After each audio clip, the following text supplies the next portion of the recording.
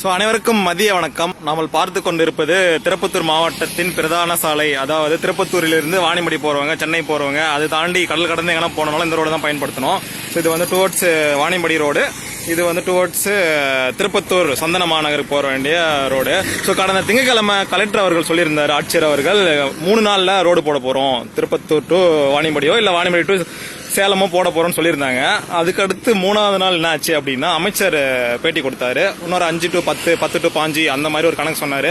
அத்தனை நாளுக்குள்ள நாங்க போட்டுருவோம் அப்படின்ற மாதிரி. ஆனா கடைசியில் என்னத்தான் பண்ணிருக்காங்க அப்படின்னா, 299 கோடி ஒதுக்கியிருக்கேன் அப்படின்னு சொல்லிட்டு சொன்னாங்க. அது அந்த ஆண்டவனுக்கு தான் வெளிச்சம், எனக்கு தெரியல. இங்க பாத்தீங்கன்னா நேத்து என்ன பண்ணிருக்காங்க, ஒட்டு போட்டிருக்காங்க. நம்ம டியூப் எல்லாம் பஞ்சர் ஆனா ஒட்டு போடுவோம் பாத்தீங்களா, சைக்கிள் ஷாப்ல கொடுத்து அந்த மாதிரி ரோட்டுக்கு ஒட்டு போட்டிருக்காங்க. அதாவது பேட்ச் பண்ணிருக்காங்க அப்படின்னு சொல்லிட்டு ஆங்கிலத்தில் சொல்லுவார்களே, அந்த பேட்ச் தான் இது. ஸோ அதுவும் உருப்படியா பண்ணல. வேண்டாம் புள்ளிய பத்து காண்டாமிருகன்னு பேர் வச்சாங்களாம், அந்த மாதிரி. ஸோ அந்த இடத்துக்கு பேட்ச் போட்டிருக்காங்க. அப்படியே கொஞ்சம் தள்ளி பார்த்தீங்கன்னா இங்கே கிடையாது. ஸோ இதே தான் அப் டு எது வரையும் போட்டிருக்காங்கன்னு தெரியல. நான் ஒன்றும் அந்த பக்கம் போய் பார்க்கல, பார்த்தேன்னா சொல்றேன்.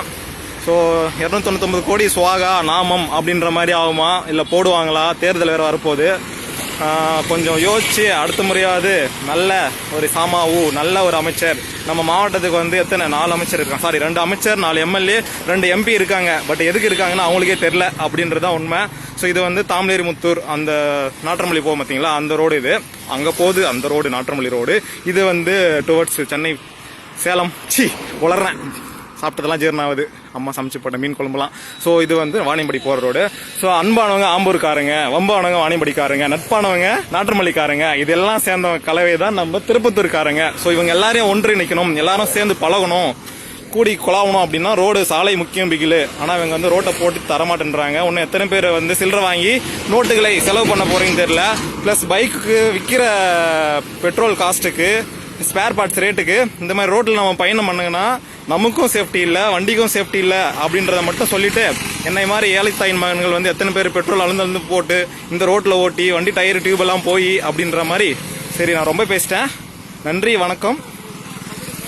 தான் நம்ம ரோட்டோட நிலைமை. நாட்டு மேலே அக்கறை இருக்கு. இப்போதைக்கு நம்ம ஊர் ரோட்டு மேலே கண்டிப்பாக நம்ம எல்லாருக்கும் அக்கறை இருக்கணும். முடிஞ்ச வரை நீங்களும் உங்களால் முடிந்ததை வந்து சோஷியல் மீடியாவில் ஷேர் பண்ணுங்க, கமெண்ட் பண்ணுங்க, லைக் பண்ணுங்க அப்படின்னு சொல்லிட்டு அதே டைலாக் சொல்லிட்டு நன்றி, வணக்கம்.